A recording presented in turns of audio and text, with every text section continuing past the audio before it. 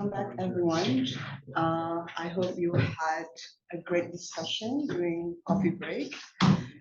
So with us, can you hear my voice okay? With us, we have four amazing presenters today who will help us demystify the Indonesia's energy transition. And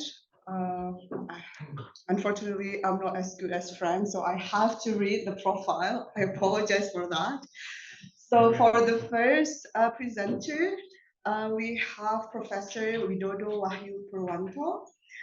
He is a professor with the Department of Chemical Engineering at Faculty of Engineering at University of Indonesia, and he is a head of a research cluster on sustainable energy system and policy at the same university. And he has done a lot of research on complex energy systems. So his presentation will be very, very interesting. So without much further ado, I'll give the stage to Professor Widodo. Hello, good morning, everyone. First of all, I would like to thank for inviting me in this important events because I am engineers among the economist people here. I hope I can explain to you more on the technology aspects. Well, my presentation today is energy transition modeling in Indonesia, especially on challenge and opportunity regarding the energy transition in Indonesia. Well, the first is the key challenge of large archipelagic states, because Indonesia is an island country with specific characteristics of socioeconomics or geographic and so on. And the second one is the role of multi-scale modeling. That means multi-regions and also in space, in time, and so on. And then we exercise the transition pathway in utility and mini-grid upgrade. Most the planning is for utility scale upgrade, but we lack the policy in mini-grid or upgrade in rural area. Sure. And then I move to exercise and demand sector decarbonization. It's very important to hard to urban sectors, and then a little bit key takeaway. Let me move back to the challenge of energy transition for Indonesia. The challenge from geographical aspect is huge, especially the activity economic in Java, Sumatra, mostly around 70% more. And then the eastern part is have a low energy access, actually. And then due to maybe for the purchasing power is very different among the islands. And fragmented land also cause the regions is lower electricity. They currently heavy on diesel fuels power plants. This is very expensive because disparity, the real energy production in the remote area is very huge. And for developing country and producing fossil country, the challenge is how to pace the transitions to sustainable energy system without sacrificing the energy access, health, economic growth, and also revenue loss from the upstream sector, of course, especially from coal. Currently, the transitions, energy transitions is commendable, but currently Indonesia have the challenge like tariff because in Australia, maybe the price of electricity is 20 cents per kW, but Indonesia is half of this. This willingness to pay people need to be considered, not just uh, the productions. Yeah. And also the lack of financial capability because we are the developing country. And also the political call is influenced the policy making. And we have still have fossil fuel subsidies. And then in terms of policy or roadmap, misalignments between like national energy planning by Minister of Energy and Mineral Resources, and then compared to Minister Environment and Forestry and PLN and Bapenas, you have our own roadmaps. Those misalignments among the policymakers. Okay. Well, let me moving on the multi-scale energy modeling. How the role the multi-scale.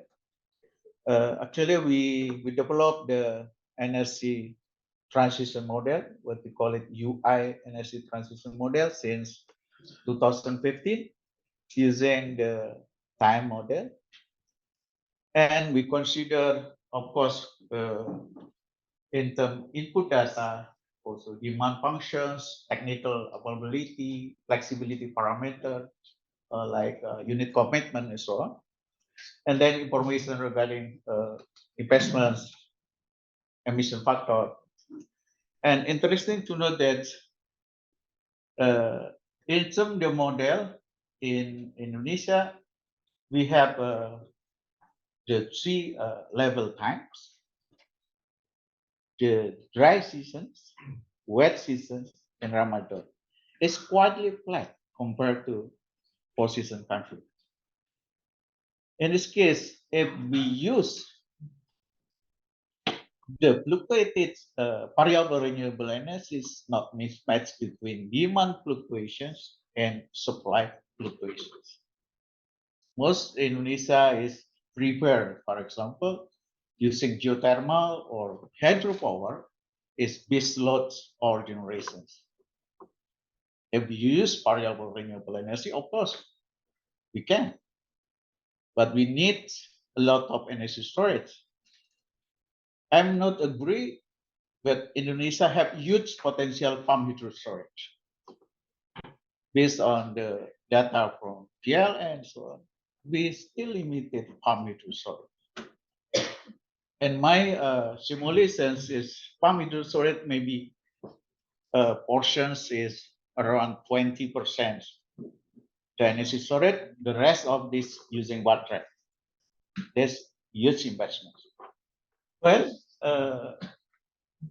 the next developments of our model is we have collaborated with Imperial College, maybe Niall McDowell, and we also collaborate with UC Berkeley, Dan Cummins, and we improve regarding multi-scale, not just electricity, but also refinery, fuel, because energy barrier is two, electricity and fuel. And then we have a sector coupling, like electricity industry, electricity transportation, and building, and so on. Those the model is improved using multi-regional and sector couplings.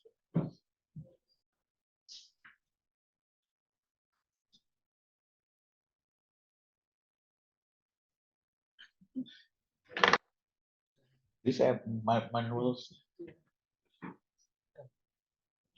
Yeah. Okay. This is our development using the single regions of Indonesia.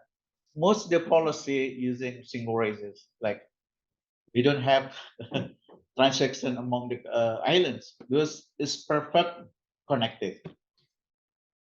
And then we use like isolated. Currently, for PLN roadmap based on isolated islands without interconnections. And the next is we have with interconnection like super grid. And there's improvement regarding the sector couplings, like power to gas, like heating, cooling, and so on. We improve it, this our model.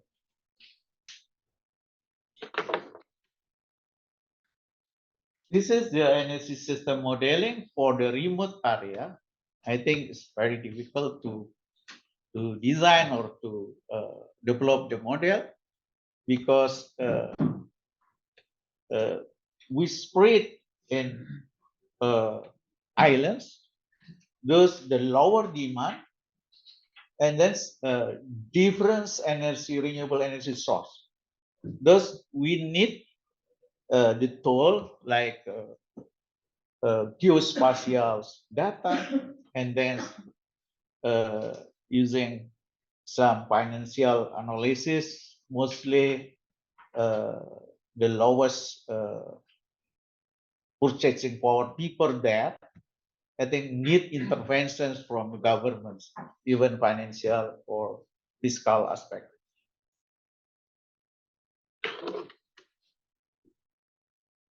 Well, the first my research is assessing the policy scenario, especially in power system transition, mostly using business as usual. That means we use least cost optimization in time, and then we set 100 renewable energy and Paris Agreement 1.5 with or without coal phase out.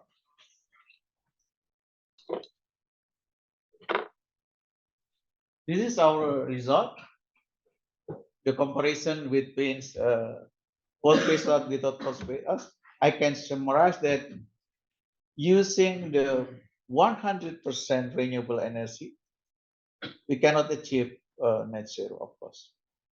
We need huge of variable renewable energy. That means we huge of energy storage. And we can achieve the net zero emission and electricity, but we need also not only renewable energy, but low carbon or net negative technology to achieve this net zero emission.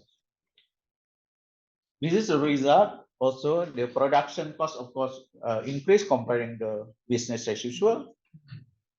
Thus, the net zero emission will be increased.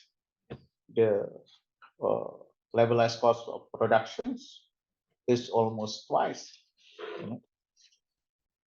And there's this is a trajectory. If business as usual, you get ramp up of emissions comparing to net zero emission targets. How about the coal phase out? The coal phase out is huge impact of upstream revenue, of course.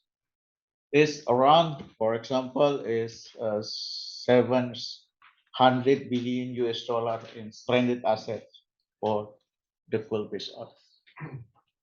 Those huge impact regarding the revenue of this coal phase out consequence. And we assess also spatial detail. That's mean interconnected within islands, with without coal phase out, isolated and integrated. I think this is my result. Mostly, we can increase penetration of renewable energy using super grid, and we can distribute it power generation not only in Java, Sumatra, but outside Java, Sumatra. Those Kalimantan, Sulawesi, and Nusa Tenggara is exporter electricity to Java.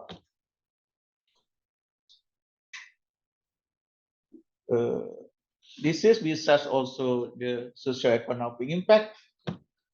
Don't ask me regarding the economic aspect. I joined with Professor Johnny from Faculty of Economics. If I can summarize the impact on GDP, the most of impact on GDP mostly with higher renewable energy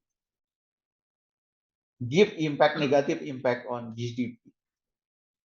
Due to the renewable energy, of course, heavy on infrastructure, operating maintenance. Indonesia is not manufactured country. There's just infrastructure and operating maintenance. And for the fossil fuel, we have revenue from export fossil fuel.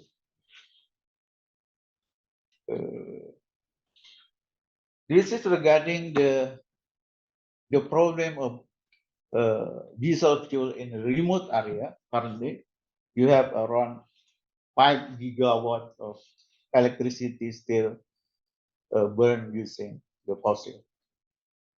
And you can also regarding difference electricity price among the regions. It's huge. How to manage this kind of disparity of price.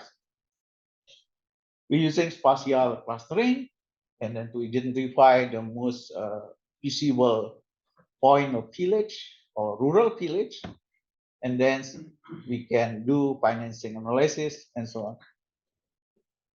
And also we have integrated hybrid renewable energy system and productive activity like for drying from agriculture products and for water pumping and so on. I think this kind of approach can be improved visibility of the rural area. This is on the demand sector. We have a collaboration with Fraunhofer using agent-based modeling to estimate the penetrations of EV, and then we have the charging design, especially distributed charging in greater Jakarta area.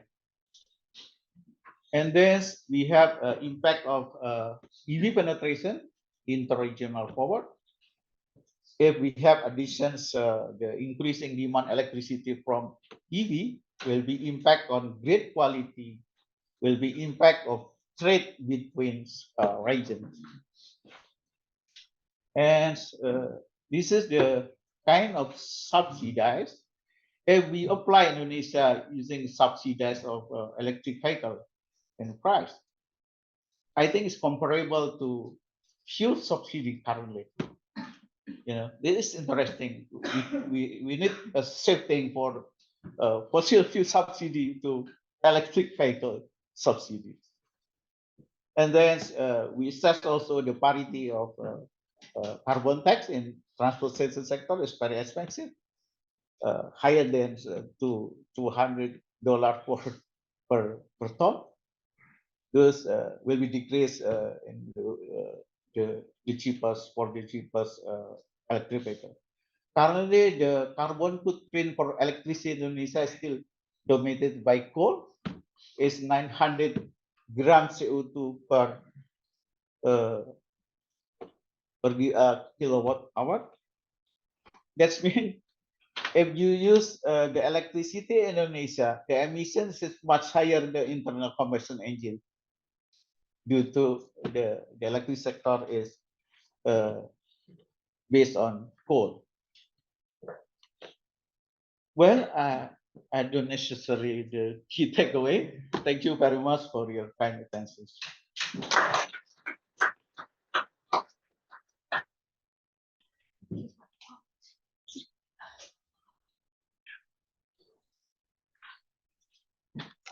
Thank you so much for Prof. Widodo.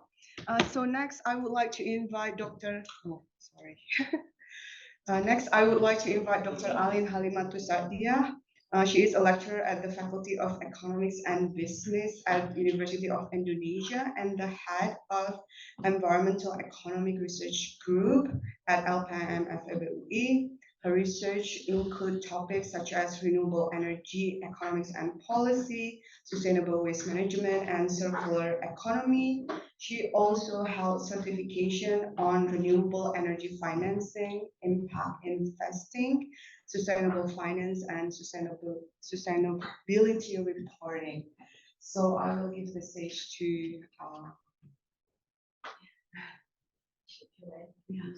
yeah, just in case it's good job. Oh, it's good now? Okay. Okay. Thank you. Good morning, everyone. Thanks for having me. I'm not in a good condition, so but I hope I can present this slide well. My topic is about financing energy transition. I take the case of Indonesia's power sector. This is the brief outline of our discussion. I will discuss a little bit about energy composition and transition pathways. We also have to understand the electricity market of Indonesia and what should be financed in energy transition and several issues in energy transition financing in Indonesia. First, if we see these figures, then we can be like pessimistic about the energy transition in Indonesia, because for the last 5 years, actually in the power sector, the share of coal-fired power plant increased. For renewable also increased, but only slight increase. And we have also problem still. We have overcapacity of electricity in Java and Sumatra because of overinvestment in the past. If we look at this table, we have a lot of document stating the pathway of decarbonization in power sector, and it gives different figures. The most optimistic one is 100% renewable energy. The lowest one is still less than 50% renewable energy, even though it also covers CCS, CCUS. But for the from the government energy planning document, they state around 85% of renewables. If we want to understand electricity market in Indonesia, so this is the simple description. So if we divide power generation, transmission, and distribution, we only open up the upstream, the power generation.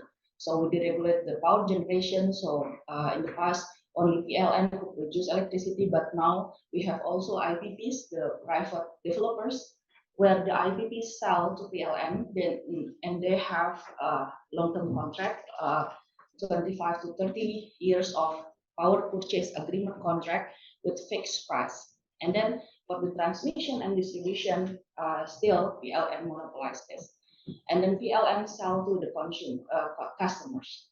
Okay, so this is the problem actually. So when APP have this contract with PLN, it has to cover the cost. Yeah, so business visibility is important here. So the price important. If not, no one will go in, or produce electricity. But at the downstream level, as the energy trilemma, in the energy trilemma, affordability is important, very important. Have a huge weight in the energy policy in Indonesia. And if we have this difference, then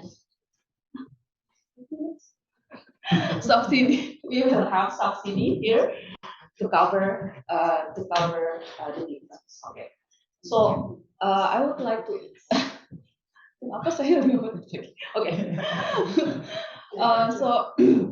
I would like to raise three issues in energy transition financing. First is energy transition is not only generating renewables, but also how to reduce the use of coal and also to build energy infrastructure. And I would like to elaborate each of these. This is the estimate of financing needs. We need total investment of almost 100 billion until 2030, and more of that until 2050. for these three things. Yeah. Okay, so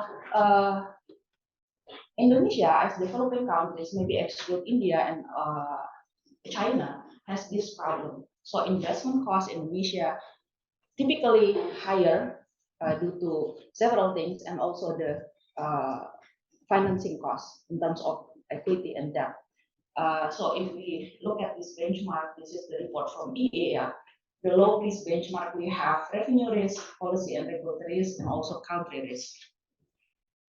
So in financing will come if the return on investment is attractive, and also the project risk is manageable. Yeah, and in Indonesia, 80% of financing come from bank, which have low tolerance to risk. So if we divide the risk of the revenue and the cost, and then the revenue, as Pak Widodo has mentioned, we have ceiling price regulation, but it's actually not too attractive. It is ceiling price but as the ceiling is too low, as it is too low. For example, we have no bid in several last procurement of geothermal power plant, and then also it is not too attractive for several location of solar PV. Yeah, and then the bidding price also in we have a study about the procurement process of renewables in Indonesia, and there's a speculative behavior in the bidding price. So,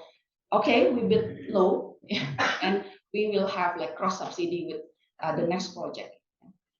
So, on the cost side, we have LCR, local content requirement, lengthy permit, uncertain process that increase the cost of investment, and also we have quite high cost of fund because of the country risk, also perceived risk from investor and lenders. So this is why this is a specific case of variable renewable energy as a new market in Indonesia. It has these financing barriers because from the financier side, they are quite difficult to find creditworthy project sponsors because the players are quite new, yeah, and then difficult to get developers with good track record, and then they also have familiarity. Both developers and financiers has this unfamiliarity of assessing project risk, which create low quality proposal and limit their access to low cost international based fund that requires usually strict environment and social assessment. And for financer,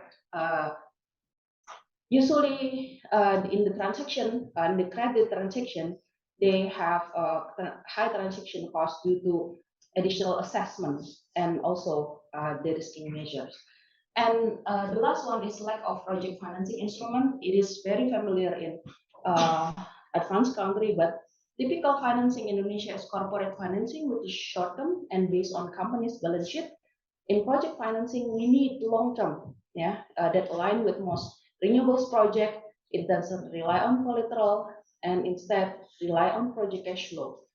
It is very rare in Indonesia because financiers are more confident to have asset as collateral rather than project cash flow, and we have maturity mismatch because we have mostly short-term deposit, and we are afraid to use that for long-term financing. Next issue is early coal retirement financing. So we need this because we have this overcapacity of coal. We still want to add up this coal capacity. Yeah. So how this early coal retirement works? So for example, we have X years of contract or economic life. We expect to reduce that, for example, by 10 years, and it will reduce revenue. We will have revenue loss, and then if this revenue loss, which is most likely higher than operation and maintenance cost, then we will have loss in project cash flow. So who should compensate this? Okay, so this is the map of coal-fired power plant. We have on-grid and off-grid. We call it captive power. On-grid, we have PLN subsidiaries. We have also IPPs. If we want to do early coal retirement for PLN subsidiaries, it will go into PLN balance sheet, and it will reduce PLN book value, and it will pose fiscal risk. Yeah, because the government guarantee PLN's finance. And then for IPB, the contract is they have to be a contract between PLN and IPBs. They can do some kind of refinancing, transfer of ownership, but who will bear the cost? Whether the government should put also like lend the finance. And the other model is we know that your revenue will decline. We will compensate. You can have this renewable energy project, but the problem is whether the margin for this new project of renewables can be enough to compensate the loss. And for off-grid, because it is B2B contract, the possible response then maybe it will increase the price of electricity. Yeah. So for issue number 3, energy transition infrastructure.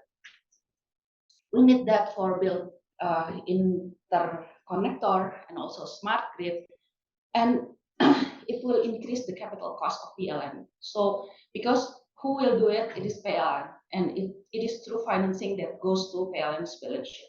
So it will increase the capital cost of PLN, but not direct revenue generating.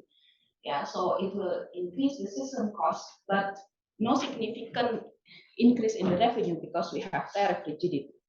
Then it will have negative impact again to PLN balance sheet, which can pose to fiscal risk.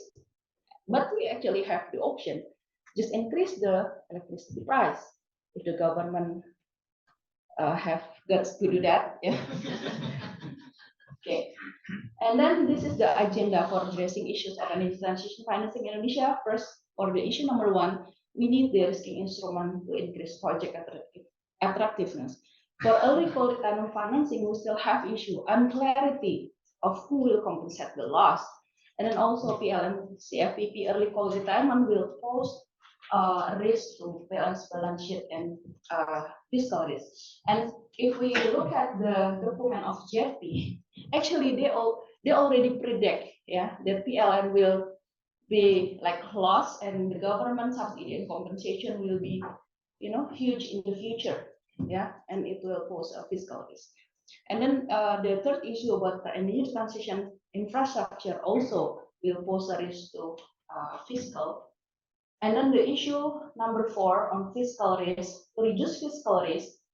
Actually, this energy transition, we can predict maybe it will increase the price of electricity, but the problem is whether it will be aligned with this political, whether the government have political will to do that. Issue number 5 on the financing cost. If we look at the JETP financing, we can see that actually about half of the financing using market rate investment. So it is more on the private financing. So actually, many people question about whether we need JETP or not because it is market rate. And also, even though we have concessional loan, we don't know, it's unclear the cost of fund of concessional loan. Issue number 6 is on demand management. Pak Widodo also have mentioned about this. We see lack of policies and incentive on energy efficiency that makes energy efficiency financing less attractive. Thank you very much.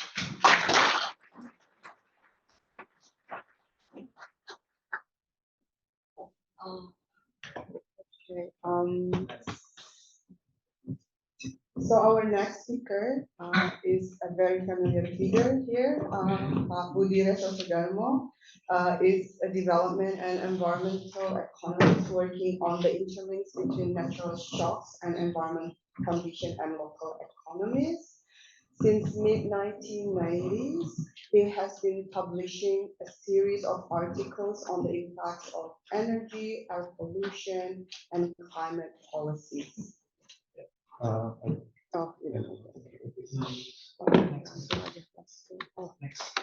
Next. Okay. First of all, thanks for everyone to come to this forum. thank you also for ISIS for the collaboration, and for LPM, thank you also for the collaboration, and we hope we could continue conducting this forum annually, either in Australia or in Jakarta or in Indonesia. So the topic that I was given is to explain a bit on the political aspect of energy transition, political economy aspect of energy transition in Indonesia, to understand why this reform is difficult to implement from the political economy perspective. So the framework, I will first explain the framework that I'm going to implement in looking at this political economy aspect of energy transition is the framework that people use to implement for analyzing the market reform. And for Indonesian case, certainly the literature on this is dominated by Hal Hill and Hatip Basri, and as well as Pak Arianto Patundru over there, in which they argue that the present influential interest group advocating the reform is very important. So they are the one that push the reform in the government. How strong their political background is very important. And the existence of effective states is as well important. They have added some more, but in my understanding, they are two. Almost at the same time around the world, there is a comparative work about 20 countries organized by Global Development Network are producing a book, two series of book, that basically also trying to understand on the political economic side why a reform work and why a reform do not work in about 20 countries. So they also agree with Harvard Group and Hatip, but they add more items that should be there to make a reform work. The first thing is that a major crisis can be a window. So people are aware that we need to do something. So sometimes, most cases are unneeded. And also they think about the suppression of influential interest group. They also think that effective state matters, but international support could actually be effective as a catalyst for the reform. They acknowledge the role of international support. And the other thing that they also mention is the ability to generate more winners of this reform, but as well as to the mechanism to compensate loser of this reform are important.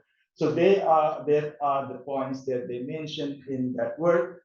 Ari Kunchoro, which is currently the director of UI, contribute to this work. So let me now explain to you how this item map into previous Indonesia reform to understand that what is it needed in Indonesia, or what are we looking at Indonesia context. So there are we look at three major reform in Indonesia, which is the mid-1980s reform, the early 1990 reform, and the financial crisis reform, and how this concept is mapped into this reform.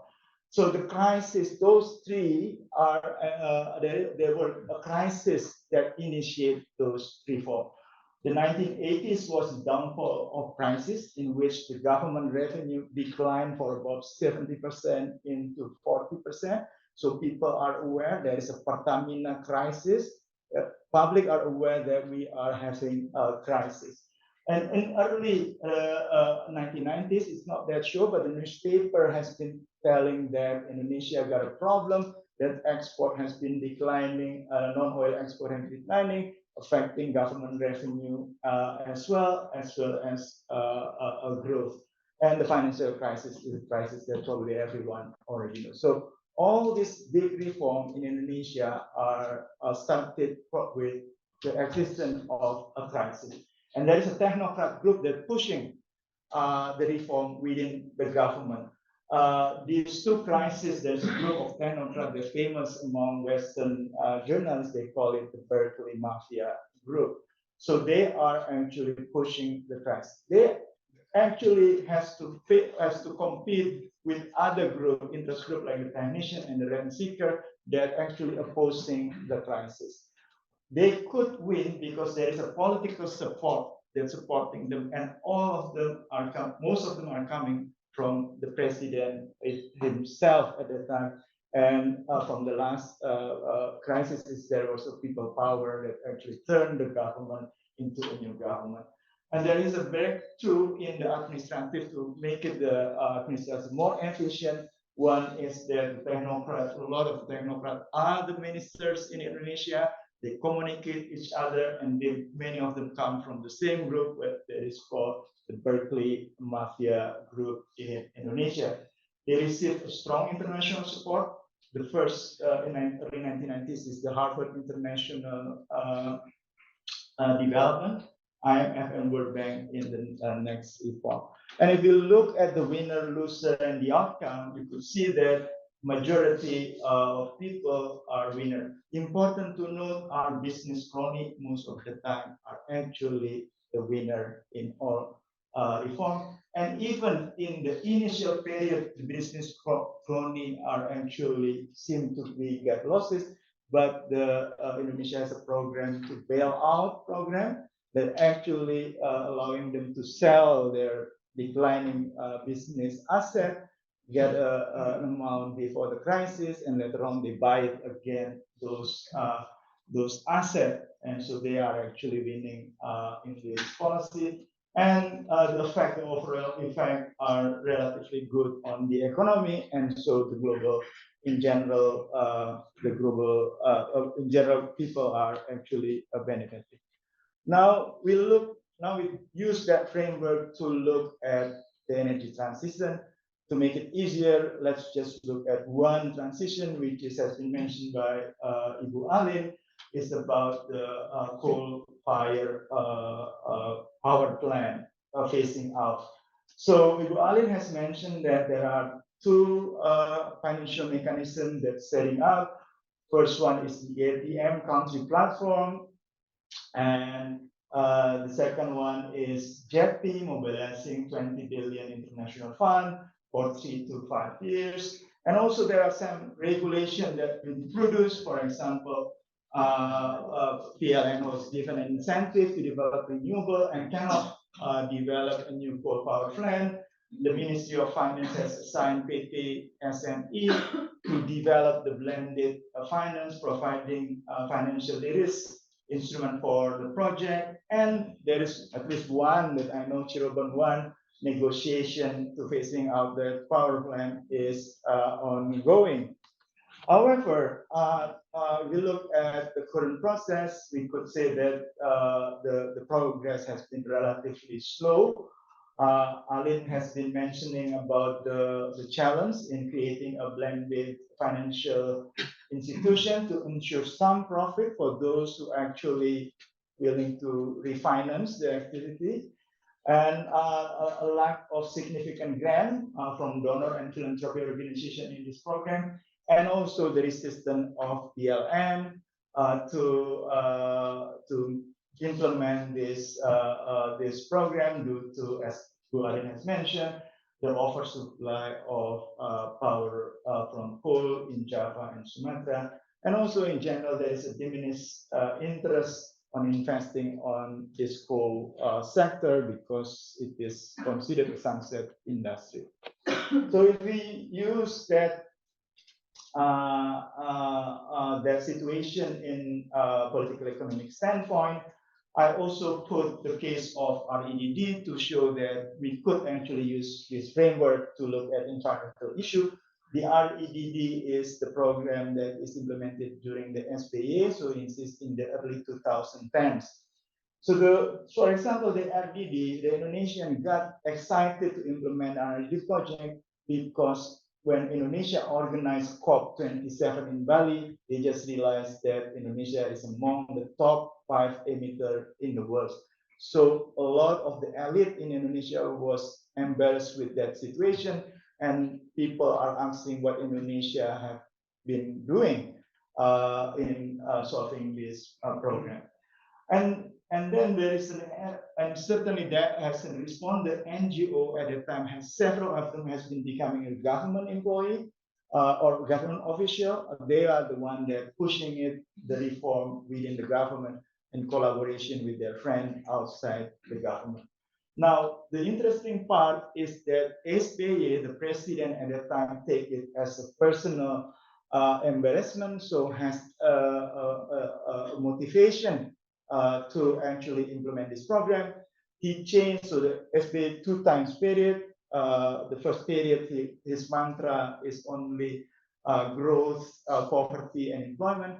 But in the second period, he's put his fourth mantra, and it is recorded in our survey poll, that environment. So environment is his core main goal of his administration. So he himself actually providing the support. And the breakthrough is that the implementation of this RDD is under the president office, and he create a national agency on RDD plus, which is directly report to him. And we do receive some support, financial support from Norway, and some technical support from people from C4 and ICRAF. And we know that the mechanism is RDD project. Now, if we look that in the case of CFP phase out, general people do not aware there is a crisis over there. The fact that we need to have a target zero emission in 1926 is not a crisis for general people. And even in the government, it's probably not really a crisis. And if you look at the current president election, none of the candidates put this as their top priority. So there's no really crisis. So Widodo has been mentioning that poverty has been an issue. Access to electricity is more on an issue, and social welfare, social assistance has been an issue. And if you look at the interest group, exactly who they are within the government or society that pushing for this reform. A few academics, yes, there are a few academics like us, but in the government itself is not really. It's really the coordinating minister of investment, Pak Luhut, is the driver of this thing. Is he willing to push it hard and against other minister in the cabinet? That was a question. Is MOF going to do it, the Ministry of Finance, the SDM, or even PLN? We don't have champion now at the moment. It's not that we cannot, we haven't got a champion. And the political support, we do not have that as well. What is it, the breakthrough administration so that these things could work effectively? Is PT SME going to resolve those things? We don't know yet at the moment. And also international support, all the JETP and the ATM has not materialized yet, given that actually has been announced for a while. Although the mechanism for this, we already know that we just need to refinance it. Also, when looking at the winner and loser, we might have an issue comparing to the RDD plus. By the way, the RDD plus was stopped when SBY stepped down, replaced by Jokowi, and Jokowi decided to demolish the RDD agency. So that is the end, basically, that the RDD becoming the top priority in the country. So that's why we do not see much on that. There are activity, but they are relatively very limited. And I would like to argue this has been trivial. So my final remark: Indonesia government has on paper demonstrate committed to gradually phase out its coal fire. And they already organizing international finance through EPM country and JETP Indonesia. They already also assigned PT SME to explore methods for reducing investment risk in this area. However, progress has been sluggish. From the political economic perspective, so it's not, there is other technical and so on issue, but from the political economic perspective, I would say that the four issues that need to be resolved to make sure that the reform can ongoing and be successful is: number one, we need to make this issue more spread out, and so people know that there is a sense of crisis that we need to do something. Second is that we do need to create a championing interest group within the elite to push this idea stronger within the government and within the private sector as well. And at the moment, that in which interest group that we need to push is not clear yet. And the most likely we need to have an administrative breakthrough given the low institution quality in the in typical developing countries. So they really need to have some breakthrough to make it happen. And but I would argue most importantly, the level of political support for this reform we haven't seen yet. And typical for Indonesia, it has to be coming from the number one, or there's a people power movement or support for this program to be successful. So finally, I would like to mention that this is not fully a negative view on what will happen, but rather than something that I think we need to work on to ensure the success of this reform. Thank you.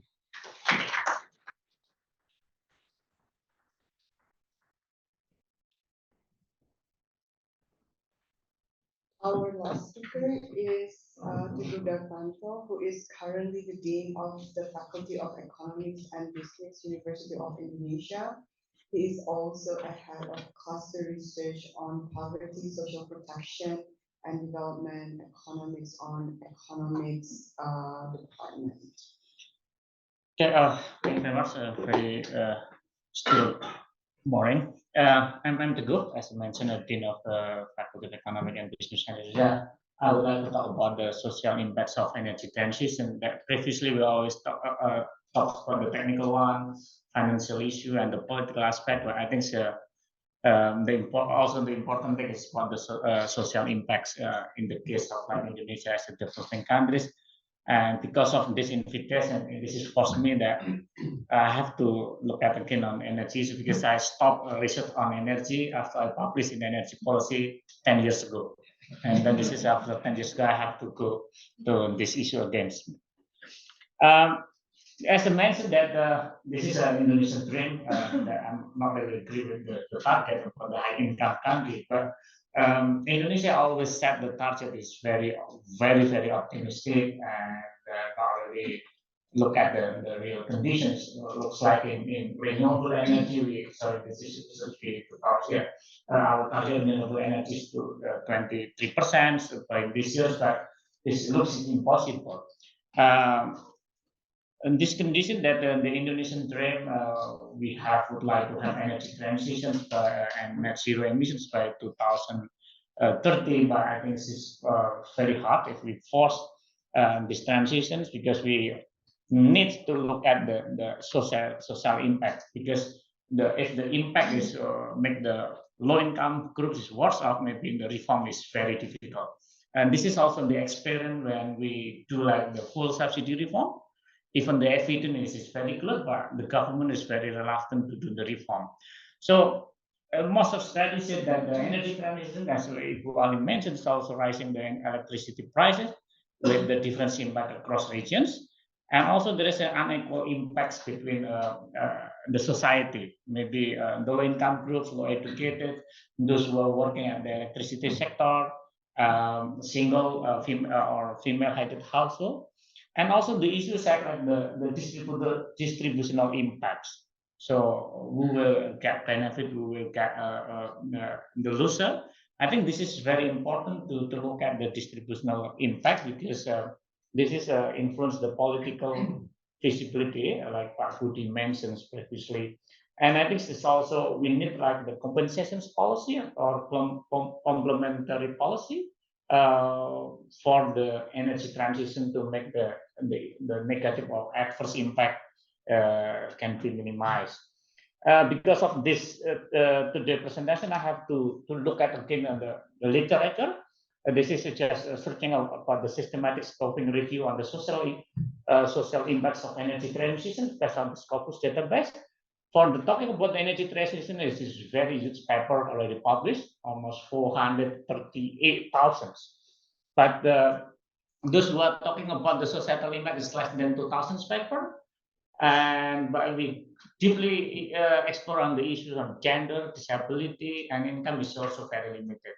So this is also that very important that we have to explore not only technical one, but we have to talk about the issues of the societal issues about the, if we talk about the impact on gender, disability, it still looks like the unexplored area within the energy transition topic. But I think this is very important to have this research to support, like the Pak Budy mentioned. We need to convince the government to show that the impact is not so huge, and you can make the government can minimize the impact by giving like a compensation policy. And the potential adverse impact of energy transition, of course, and those who are working at the energy, legacy energy industry, because they're very difficult. Even the energy transition is creating new job opportunity, but it's difficult for those who are for employment and low income communities, less educated, and women. This is the area. Maybe there are many other areas that the adverse impact, but based on the literature, this is not in Indonesia, but other countries, and there are this kind of demographic area that and those who are, have the adverse impact on energy transition. And this is the based on this data, we just pick up several data on the social impact on energy transition. This is very new. This is one of the 10 years ago that my publications for the full subsidy reform, and then yes, the impact will be increase the poverty, but when we make like the compensations policy with another transfer, the impact can be minimized. But most of impact on, for example, in Germany, renewable energy support increases the consumer spending electricity by 4.3% for the low income household. So this impact will be the lower income group will worse off on this energy transition. This is just the briefly condition for social impact on energy transition. And I think this is the issues in how to measure the social impact of energy transition is also methodology is not established yet because it's very limited area, limited publication. But most likely is ex ante impact evaluations, simulations based as if there is energy transition. And then I think it's a very good thing to have the combining both macro and micro perspective. For instance, CGE micro simulation is the macro modeling. But in the macro level is how the energy transition influence economies is very important. Energy prices, including inflation, return to production factor, labor and capital, and also inter-industry impact. At the micro level, how households respond to the change in the macro variables is very important. And the social impact of energy transition is depending on the access. The first, if the people no access on, for example, electricity, of course, no impact. But the problem is, if the energy transition increasing the price, is creating the barrier to clean energy access, for example. And also usage. High use of the energy, electricity will get the high impact, and also issues on the job, for example, depending on the household source of income. Those who are working at the energy or the whole energy sector will have an adverse impact. But the other thing is we have to looking at not only on the statics impact, but we have to be more dynamic because the energy transition is not only one policy, but it's at the gradual policy. The impact should be mitigated in the long term on the dynamic impact. And this is in issues of measuring. And this is I would like to show and condition in Indonesia. This is like the poorest, and this is the highest. in Indonesia, in the decade, there is a good improvement of access for the poorest electricity access. This is in 2012, and this is 2022. This is access, the improving access in electricity, also in LPG. I think this is a good thing to show why I have to show this. This is which influence how we measure the impact itself. So this is in the term of spending also is very good that there is a decreasing share of the household, the poorest household on electricity. So compared to the 10 years ago, there is a decreasing the share, and the decreasing the share, so the impact will be less. And this is the LPG. This is just I would like to show the thing that a significant decrease in percentage of energy spending in the poorest. But in the regions is different. But it's okay. The regions is have resources to do that. But my concern is the societal impact is concerned on the bottom of 40, the quintile 1 and 2. And this is also, if you look at who will get the problem in the energy transition. For example, in the female-headed household. So in the poor one, the 20%, the lowest 20%, the number of the female-headed households increase. So this is maybe the impact on the female household will be compared to the male-headed households is different. And about the disability, why I choose the female and disability, I would like to connect with the Koneksi project, the issues on for male, women, and also disability. Yeah, of course, the lowest income group, they experience the disability higher than the other groups. So, so this is in disability, and I think we did a little simulation. This very simple thing because we don't have any impact on energy transition on macroeconomics. For example, the price in case of Indonesia, and we just use that the other study that renewable energy support the pool at around 3 percentage point of the inflation. This is very simple thing, and just make the adjustment on all energy expenditure and just with the inflation, and we calculate with the new expenditure, and then we calculate with the impact itself. So this is the idea: is energy transitions with increasing the energy price and causing the inflation and reduce the welfare. This idea is like the simplifying my study in 2013, and use like increasing price will reduce the welfare. So thanks to our co-author here that within weeks can calculate this. But this is just the simple illustration. Don't quote this because this is just I would like to show that energy transition, for example, will increase the poverty in general around 0.8. It is 3 percentage point. This is just this illustration, but not really real because we don't have any macroeconomics variable impact on the energy transition. But if the full female-headed households also increase 0.64, mild disability member is also increasing. So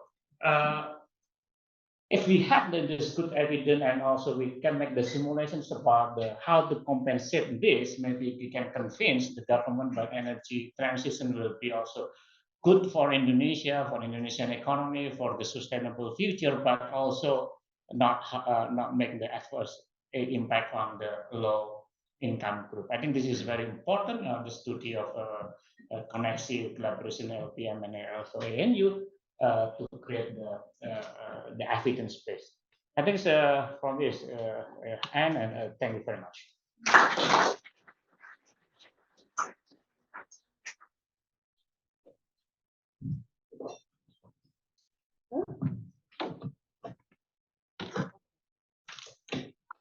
I was informed that we have 20 minutes for Q&A, so I would like to invite all of the speakers. I'm sure people probably already have some burning questions.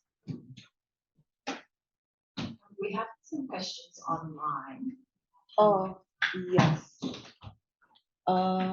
Shall we take the questions from the room first? There are 2 already, and 3, and then after the first 3 or 4, after the first 4, we'll go to the online questions. Okay. Hi, thanks for the presentations. I really like the way you put the technology, finance, politics, and social aspects of the transition. So whoever put it together, great work. Thank you. Well, my name is Matt Scundle. I work for a company called Palladium, and we're working with the UK government on the transition in Indonesia through UK Pact and a program called Mentari. So a lot of interesting work you're presenting. I got lots of questions for all of you, but I'm going to try and limit them. On the question on finance, you looked at the financial costs of the transition, but particularly we have state-owned organisations. It's not really about the financial cost; it's about the economic cost. So I wondered how you consider also the gains that I had from the transition. So things like reduced air pollution, resulting in higher health outcomes, those kind of things. So which financially translates into the social cost of carbon. So how have you seen that included, or if you've included it? Briefly then on the political transition, one of the points you made was around the points where there is an opportunity for transition was a crisis point. So this year, certainly we've seen a multitude of climate-related crises, not particularly in Indonesia, but around the world. So I wondered is there, in your view, do you see a climate crisis, be it broad-scale public movement or a physical manifestation crisis? Do you see that as an opportunity for reform in the way it's been seen in several other countries? And then briefly on the social transition, yeah, lots of questions there, but in terms of other countries have used mechanisms to return the revenue streams to the lowest quintiles and so on, and they've actually seen an increase in financial, their income per year has increased through government repayment systems, but it's not visible. So they don't, they're paying a higher electricity cost, but they're getting more money back, but they're not really making the connection. So do you see a role around kind of awareness raising and how do you get the public to understand that they're actually better off, even though they're not kind of in different mechanisms? That's been the challenging of it. Communities. And a general question to all of you, lots of barriers, but business as usual is not going to get us there, right? So what do we do to overcome all these barriers? I know that was all the questions. Thank you.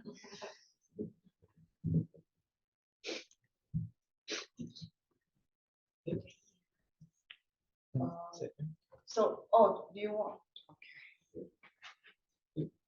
Should we finish up all the questions and then? No. Okay. Only 20 minutes. So probably quick answer for each. Okay. It is a great question, Matt. I think the lack of assessment on this air pollution benefit and also carbon benefit, because the benefit cannot be materialized. I think there are assessment on the carbon benefit of legal retirement, but the problem is we are more we can have a lot of have more effort on that if it can be materialized in terms of whether we can get benefit, carbon benefit for early retirement. The scheme is not there yet, but I think I have slide about that, but I haven't presented.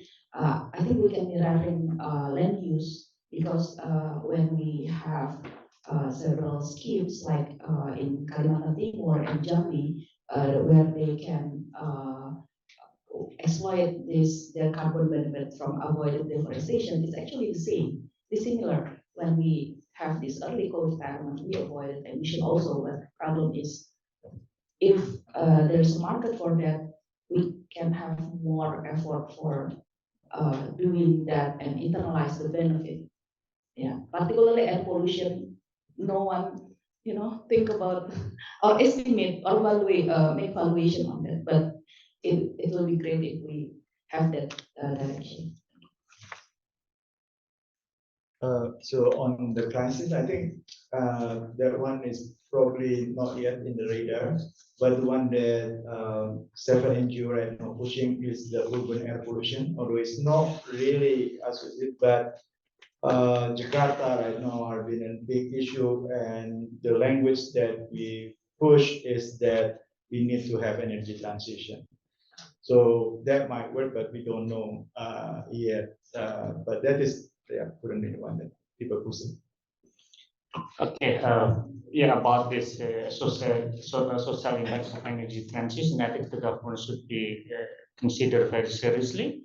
At this our ongoing discussion is the government always think about the financing on how to phase out, for example, the coal power plant, but no much discussion how to compensate the low-income group. I think this is very important to think and calculate how much the compensation should be. Because I think the government have to provide, like, for example, the subsidy for increasing the electricity price, and also give the compensations policies. I think Indonesia has a very good experience when doing the reform in full subsidies, and the government reallocates a lot of budget for compensating policies, for example, for education, health, and the other thing. The difference with the energy transition, there is no much money saved. Difference with the full price subsidy, just cut subsidy and they get money and reallocate the back for the energy transition is different thing. So the government have to think both for energy and also for the compensations. Do you want to handle the general question? Well, in some the technology, I think the positive impact of energy transition is create the green jobs, and distributions of worker, I think, is much better than like fossil fuel worker. But Indonesia is have a specific locations as rich in coal or rich in natural gas. Compared to renewable energy, every islands is have potential regarding renewable energy. It's not like fossil fuel.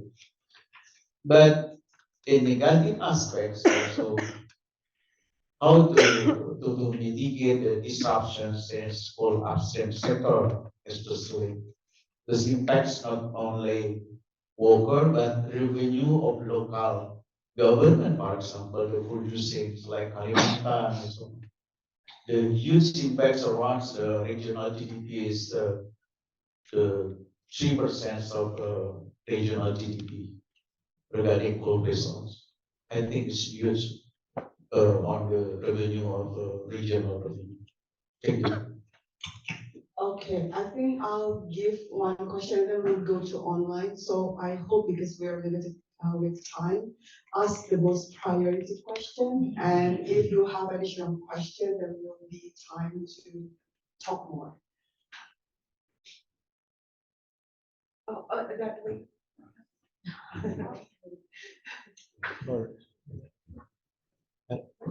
Ambil beberapa question, tiga pertanyaan gitu sekaligus. Thank you. I think my question is, related to the financing and also the political economy. So for the coal phase out, Alin mentioned that Indonesia will have around 100 plus 500 billion losses.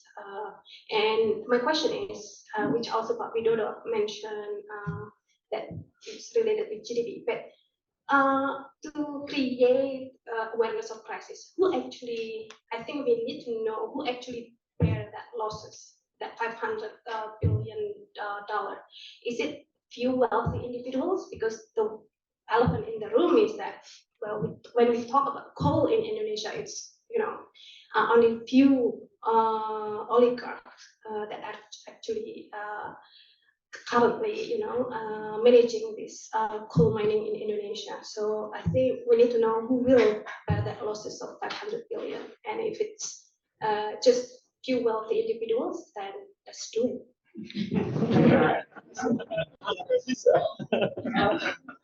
Probably the question online will take probably one, and then and two more. We'll take together, so to be more efficient. We're almost a lot of people here are economists. We are all about efficiency.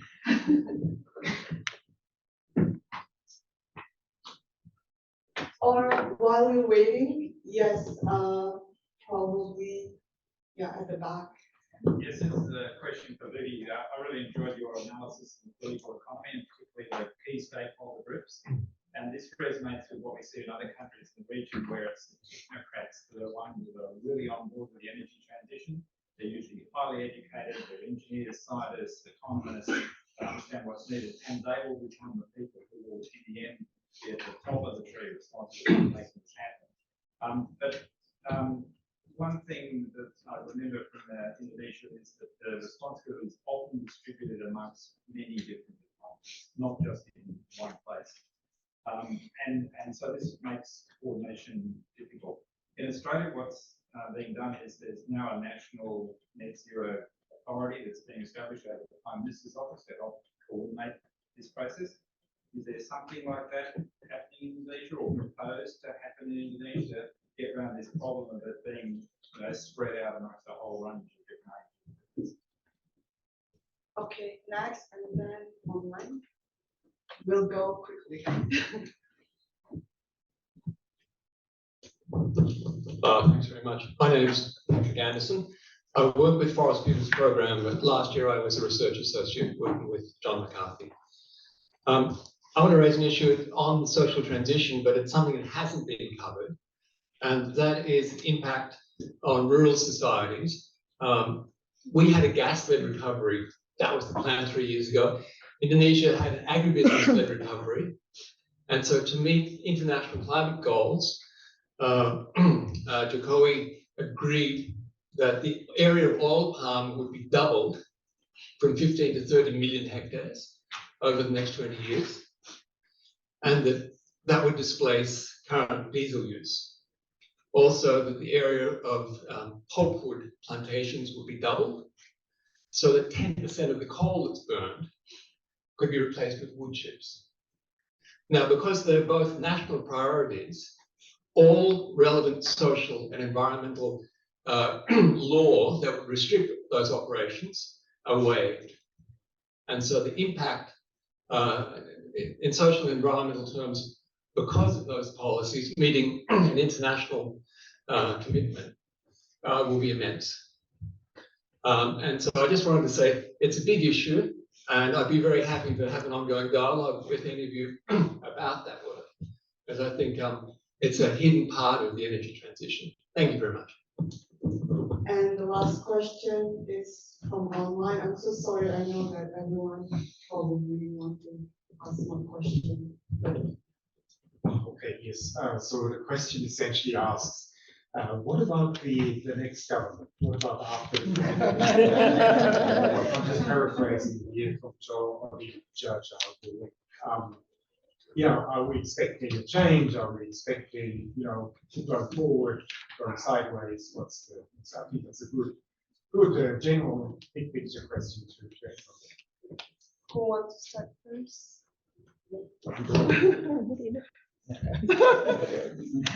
Female ladies. Okay, I want to take a question about the coal phase out financing. Actually, who should bear the loss? This is actually still a question. My prediction is finally it goes to the government, so it will pose a fiscal risk. But if we can exploit or utilize the carbon benefit and the market is there, then the burden of the government will reduce. And actually, it is very interesting to look at the distributional impact of the early coal retirement financing, because in 2015, BLN have this massive revaluation program. So they extend the lifetime of coal-fired power plant for Japan developers longer than China, but it's like extend.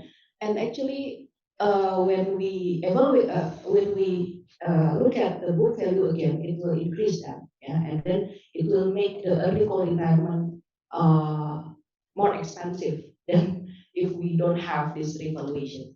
But in the first phase of the program, actually, the early coal retirement, the coal-fired power plant that would be in the program, 80% is under the PLN. So PLN is subsidiaries. That is most likely it will hurt PLN finance, and then it will pose risk to the fiscal. Yeah.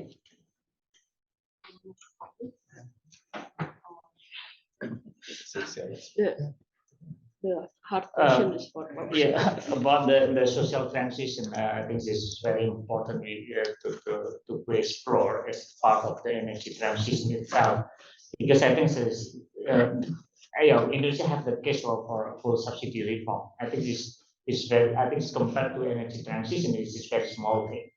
So it's not as complicated as the energy transition on the social impact on the energy transition, because it's not only think about the national policy, but we have to care more like the rural area and also the mining area.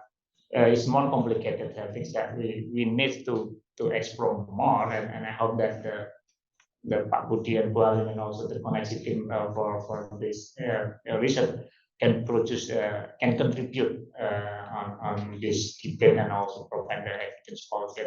This is like the not only simple research, but it needs more people to explore this issue, how to make the energy transition not make the adverse impact on social, and also we also just move on the social transition also. So I would like to respond first on the identifying interest group that could be championing this energy transition policy. So during the Suharto era, big portion of the cabinet are technocrats. So probably in terms of intellectual thinking, that is the golden age of Indonesia cabinet. But after reformasi or after reform, with the current election system, that period is basically finished. So a lot of political party people that majority dominated the cabinet. So the strategy on identifying champion within the government has been a bit different. But I illustrate the situation on SB. The situation on SB is, although still majority of the cabinet are from political party, but he is willing to form a unit within his presidential office, which is headed by Pak Kuntoro, a successful bureaucrat that lead the recovery of Aceh, so prominent lead that special task within the presidential office. All ministers listen to him, and from him he create those activities. So we still can find an interest group that could championing, but it should come from, I think, from under the president directly. So who is the next president? Yes, it does. I think it does matter whether we are being successful. So that is a strategy. So one thing that we always mention is that if you would like to choose the next president, look whether he is actually care or the person care on environment or not is one indicator that we need to keep promoting. Now on the cost of CF phase out, so I agree with Alin, most likely is the government, but so the most important thing on that is I thought that we need to reform the electricity sector, because one problem is that the government doesn't want to increase tariff, because you could actually have those transition if we allow to increase tariff, so there is enough profit that could be made, so the people can come because they need to get their profit for refinancing. But current government say that no, and it is actually the requirement. If you want to be the Minister of Energy, you make sure that no increase in tariff So that is one problem, and so the only way right now is the loss of government. So there is also incentive that all the economy that's going to lose is what, even as Ali mentioned, a concession for the new renewable development.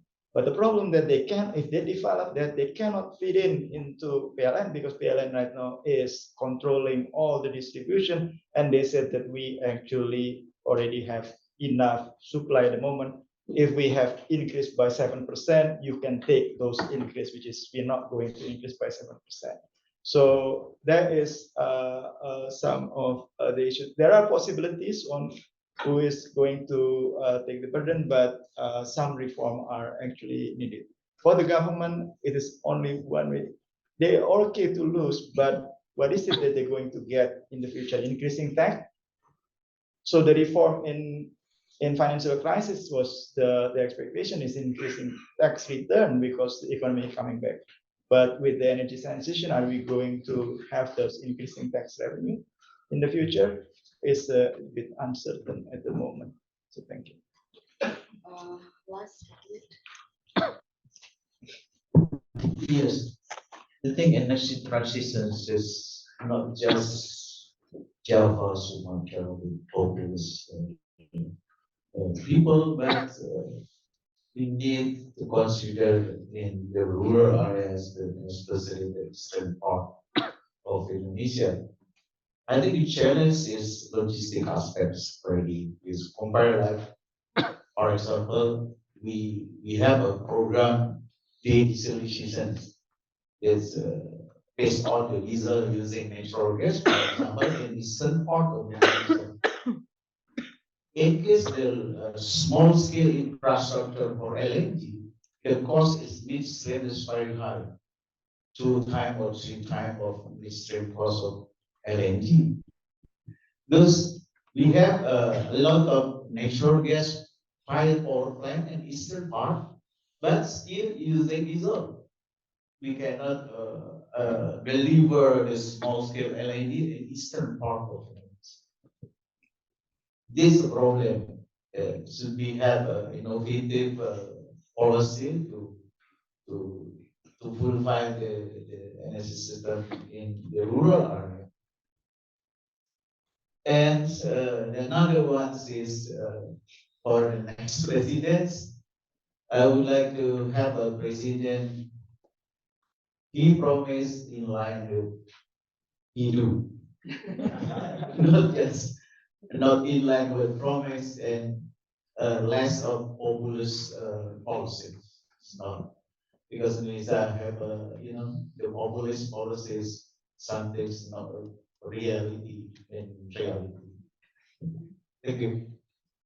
Okay, that's going to cap today's sessions. I apologize for the extension. If you have further questions, you can have the email and probably email them. Thank you so much for everyone who asked both online and offline. And let's give a hand towards our speakers.